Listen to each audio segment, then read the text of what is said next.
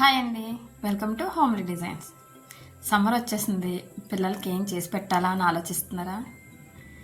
వాళ్ళు ఇష్టపడే పానీపూరి అయితే మన ఇవాళ ఎలా చేసుకోవాలో నేర్చేసుకుందామండి. నేనైతే ఒక గ్లాస్ ఎండు బఠానీలు తీసుకున్నానండి. అవి నైట్ అయితే నానబెట్టేసుకోవాలి. మార్నింగ్ కడిగేసుకుని కుక్కర్లో అయితే వేసేసుకోండి. నీళ్ళు బఠానీల కన్నా కొంచెం పైకి వచ్చే వరకు అయితే వాటర్ వేసుకోండి. ఇందులో మనం కొంచెం పసుపు, కొంచెం ఉప్పు వేసి విజిల్ పెట్టండి.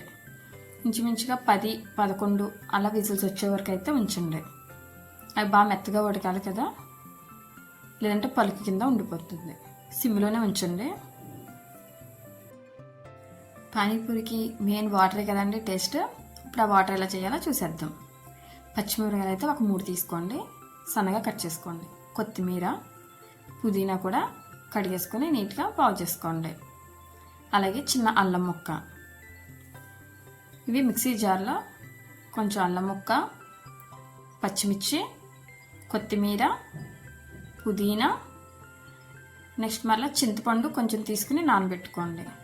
ఆ చింతపండును కూడా వేసేయండి. ఓకేనండి. మీకు పులుపు కానీ కారం కానీ సరిపోవు అనుకుంటే మాత్రం ఇంకొంచెం వేసుకోండి. పుదీనా ఫ్లేవర్ బాగా ఇష్టపడితే కనుక ఇంకొంచెం వేసుకోవచ్చు. ఇవన్నీ అయితే మిక్సీ చేసేసుకోండి. ఇప్పుడు మనం కొంచెం వాటర్ తీసుకుని ఈ పేస్ట్ అంతా వేసేసుకోండి. కొంచెం సాల్ట్ కూడా వేసుకోవాలి. మీకు రుచికి తగ్గట్టు చూసుకుని వేసుకోండి. ఓకేనండి. వాటర్ అయితే రెడీ అయిపోయింది, పక్కన పెట్టేసండి. నెక్స్ట్ మెయిన్ ఇప్పుడు మనకి కర్రీ కావాలి కదా. నేను 3 బంగాళదుంపలను అయితే తీసుకున్నానండి. ఇవి చిన్నగా కట్ చేసేసుకుని వాటర్లో బాయిల్ చేసేసుకోవాలి. ఇది ఉడికిందా లేదా అని చెప్పేసి మీరు చెక్ చేసుకోండి. మెత్తగా ఉడికిపోవాలి. ఇప్పుడు బఠానీ కూడా ఉడికిపోయిందండి. ఇది పలుకుగా ఉందా ఉడికిందా అనేది చెక్ చేసుకోవాలి. ఒక బఠానీ తీసుకుని చెక్ చేసుకోండి.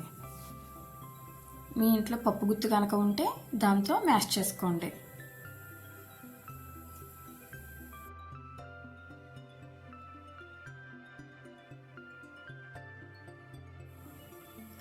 పప్పు గుత్తే ఉండాలని ఏం లేదండి, గుంటగడ్డతో కూడా మనం మ్యాష్ చేసుకోవచ్చు. ఆ ఇబ్బంది ఏమి ఉండదు. నెక్స్ట్ బంగాళదుంపలు కూడా చల్లారిపోయినాయండి. వీటిని కూడా పికిల్ చేసేసుకుని మ్యాష్ చేసేసుకోవడమేనండి. ఫస్ట్ అయితే నేను కూడా చాలా భయపడేదాన్ని. అమ్మ ఇంత ప్రాసెస్ ఎలా చేయాలరా అనుకునేదాన్ని. కానీ ఒకసారి చేసాక మాత్రం దాని వీలు అర్థమైందండి. నేనైతే మంత్కి ఒకసారి అయితే కంపల్సరీ చేస్తాను. మా పిల్లలు అయితే ఇంక బయట తినరు. ఓకే అండి. నెక్స్ట్ కళాయిలో అయితే కొంచెం ఆయిల్ వేసుకోండి. జీలకర్ర, దీనికి ఏంటంటే 3 ఉల్లిపాయలు, టమోటా, 2 టమోటాలు, 2 పచ్చిమిర్చి, కరివేపాకు, కొంచెం పుదీనా, కొంచెం కొత్తిమీర.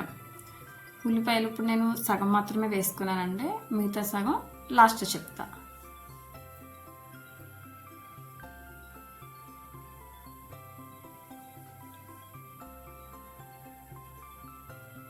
ఉల్లిపాయలు బాగా మగ్గిపోయాక టమాటాలు వేసేసుకోండి.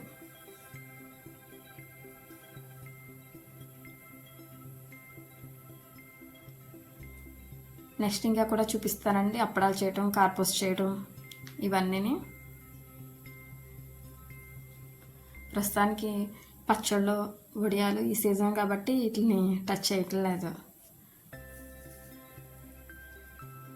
ఓకే. నెక్స్ట్ బంగాళదుంప కూడా వేసేసుకోండి.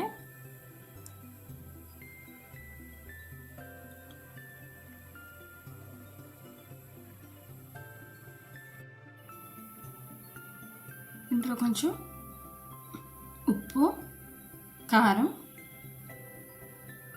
ధనియాల పొడి, జీలకర్ర పొడి వేసుకొని బాగా కలిపేసుకోండి.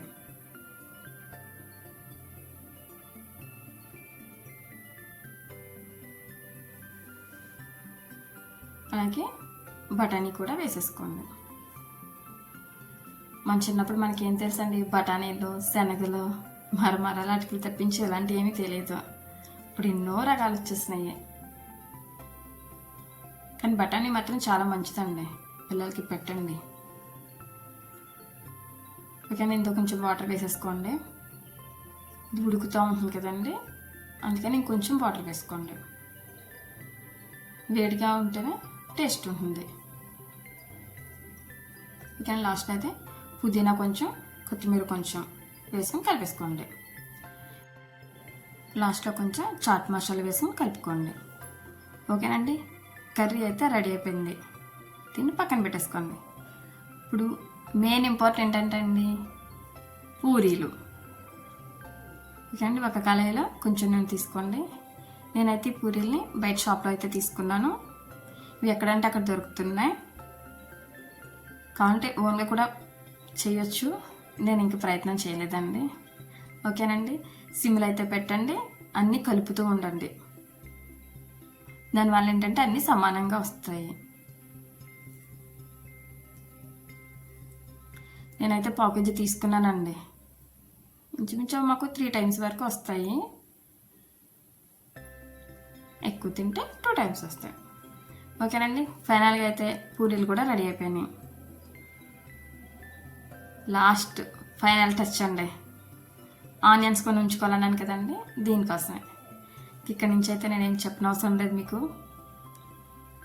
ఓకేనండి, నా వీడియో కనుక మీకు నచ్చితే లైక్ చేయండి, షేర్ చేయండి. ఎవరైనా సబ్స్క్రైబ్ చేస్తే తప్పకుండా చేయండి. మళ్ళా నెక్స్ట్ ఐటెంతో, కొత్త వీడియోతో మీ ముందుకు వస్తాను.